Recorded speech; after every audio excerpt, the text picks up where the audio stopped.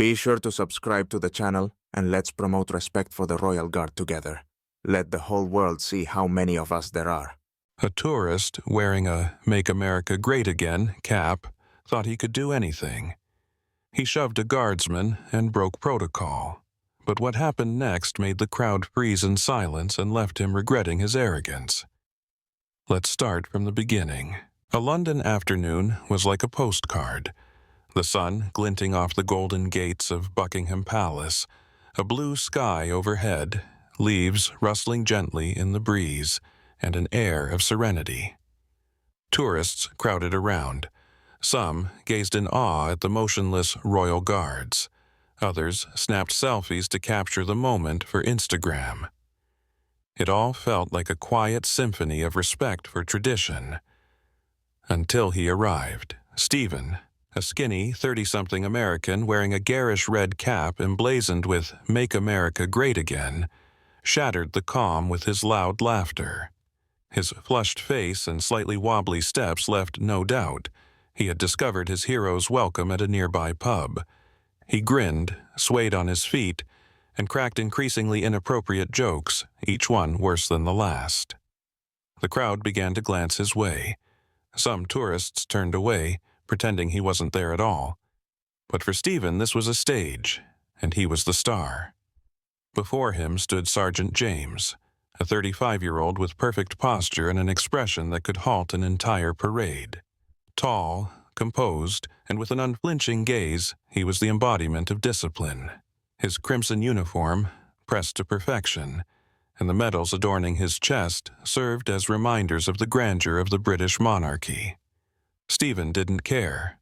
To him, James was just a prop, a living statue obligated to entertain the paying customer. "Hey, dude!" Stephen shouted, elbowing one of his friends. "Are you a robot? Smile. I mean, this is England, right? Or is joking illegal here?" James, true to the tradition of a royal guardsman, betrayed not the slightest hint of emotion. He remained as still as history itself, etched into the palace walls. Yet something in his eyes, a subtle tension visible only to the keenest observers, hinted that his patience had its limits. The crowd began to murmur. "What a jerk," someone muttered. "This isn't Disneyland, it's actual service," a tourist remarked disapprovingly, shaking her head. Stephen, of course, tuned all of this out. In his mind, he was the center of attention. "I'm a tourist," he thought. "These guards are here for me." He stepped forward, crossing the white line that everyone knew marked the boundary not to be breached. Is he seriously doing this? A spectator wondered silently. Of course he was. Stephen was the type who didn't recognize the meaning of boundaries. "Hey, buddy," Stephen continued, now almost nose to nose with James. "Maybe give us a wave, or is that too much to ask from decorations?" James stood firm, unmoving as a rock. His face was a marble mask, but his towering presence seemed to command, "Step back now." The crowd reacted instantly. Some tourists began pulling out their phones, anticipating drama. Others, meanwhile, looked deeply offended. "This is outrageous," an elderly woman murmured, holding the hand of her young grandson. "People like this are a disgrace to our time." Stephen, naturally, heard none of it. He felt invincible because he was a tourist, and in his mind that meant he could do whatever he pleased. At that moment, like a scene from a great movie, the tension began to rise. The crowd's hushed silence, their eyes locked on James and Stephen, seemed to herald something bigger. Stephen, clearly believing himself to be the hero of the day, decided that words alone weren't enough to break this silent guardsman. The crowd parted to give him space, as though someone had pressed pause on their movements. The loud noises of the city faded into the background, leaving only hushed whispers and the faint whistling of the wind. The American stepped even closer, so close, in fact, that he could almost smell the impeccably polished armor of James. At that moment, it seemed everyone forgot that standing near a guardsman wasn't the same as taunting a tiger through glass. "Come on, man, at least blink," Stephen said with a cocky smirk, leaning forward. He thought he was in control of the situation. Unfortunately, someone had forgotten to remind him that beneath that red uniform wasn't a museum doll but a person who could shatter his self-confidence with a single command. But that wasn't enough for Stephen. At one point, he reached out and deliberately gave James a light shove on the shoulder. The guardsman barely shifted, standing firm like a rock absorbing the crash of waves. His gaze, though still adhering to tradition, seemed to grow heavier. It was the look of a man who could withstand anything thrown at him, physically or mentally. "Step back, sir," James barked. His voice was low, firm, and sharp as a gunshot. The words sliced through the air, causing even those in the back of the crowd to instinctively step away. But not Stephen. Oh no, Stephen was far too engrossed in his triumph. His face lit up with smug self-assurance. He turned to the crowd, spreading his arms as if inviting applause. "See that? He spoke." The crowd gasped. Some began filming the scene on their phones, sensing this was a moment destined to go viral. A tourist, an older man with a gentle accent, loudly objected. "Leave him alone. This isn't a joke, young man." Stephen just smirked and adjusted his cap. "I'm a tourist," he declared, as though uttering some magical phrase that crowned him the king of all London. "I pay money. Aren't they here for our entertainment?" A loud cry from the crowd. "You're an idiot," someone shouted, but the words went unanswered. Meanwhile, James remained still, though his gaze grew even colder. He stared at Stephen as if calculating his every move. If a look could serve as a warning, this was it. But, like any man consumed by his ego, Stephen failed to notice. He began clowning around in front of the cameras, striking ridiculous poses as though he were a reality TV star. His friends cheered him on with laughter while some in the crowd shook their heads in disapproval, and just when it seemed Stephen's audacity had reached its peak, the sound of footsteps broke through the tension. Heavy, deliberate steps that seemed to thicken the air around the crowd. All eyes turned. A police officer was approaching Stephen. A tall man in a black uniform with a serious expression moved with confident, unhurried strides, as though every second of his presence was deliberate and under control. The crowd froze. Laughter abruptly ceased, as if someone had muted the scene. Attention shifted from James to the approaching officer. Faces reflected a mixture of relief and anticipation. Stephen, finally sensing the shift in the atmosphere, turned around. Spotting the officer, he visibly tensed but tried to maintain his defiant expression.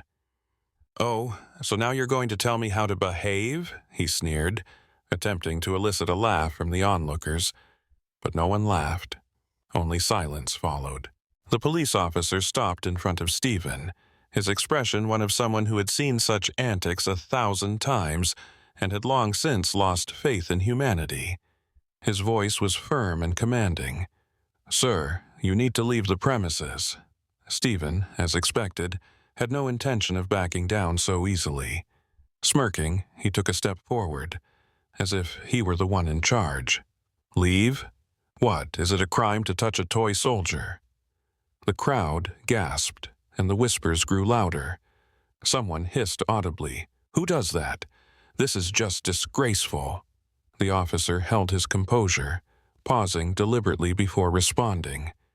"You violated royal protocol. The consequences could be severe." Those words hit Stephen like a thunderbolt out of a clear blue sky. Clearly, he hadn't anticipated things going this far. His smug grin faltered for a moment, and his eyes darted nervously toward his friends, who were now hiding behind the crowd, clearly trying to avoid drawing attention to themselves. "Oh, come on," Stephen mumbled, trying to appear nonchalant.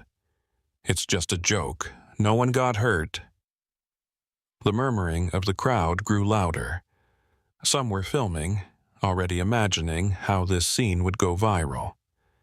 Meanwhile, James, who had remained still the entire time, tilted his head slightly. A faint, almost imperceptible smile flickered across his face, one that spoke louder than words. Karma caught up with you. A few members of the crowd began clapping, a gesture of solidarity with James and the traditions he represented. The crowd was clearly siding with the Guardsman. The officer wasn't interested in prolonging the discussion.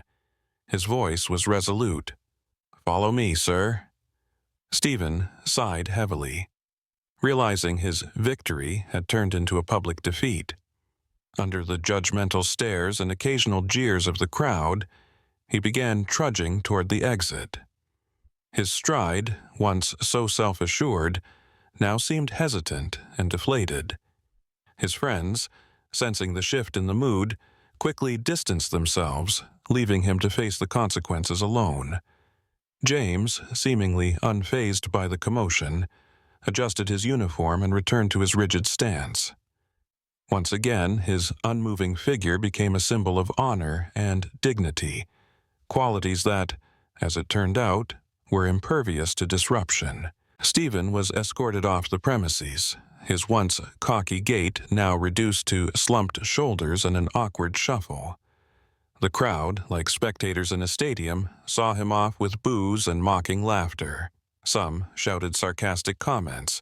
"Tourist of the Year!" "This isn't America, pal." Stephen, in an attempt to salvage his dignity, raised his hands as if to defend himself, but it only made him look more pitiful. His friends, who had been encouraging him just moments ago, now acted as though they didn't know him. Cameras continued capturing every step he took, and the anticipation of a digital spectacle hung in the air. It didn't take long for the footage of his foolish behavior to spread across social media. Under hashtags like #disrespecting-tradition and #karma-strikes, thousands of comments flooded the posts. The most popular ones read, "Finally, someone got what they deserved. This is what happens when you don't respect culture and tradition. This guy is the epitome of the obnoxious modern tourist." Meanwhile, James, who had remained as motionless as ever throughout the ordeal, made a slight adjustment to his uniform. It wasn't just a casual movement. It was a symbol of the order being restored. His calm demeanor and steadfast dignity seemed even more majestic in the aftermath of the chaos. The crowd, recognizing the magnitude of his composure, erupted into applause. "He deserves a monument for his patience," someone remarked. Remarkably, a few tourists began placing flowers at James's post.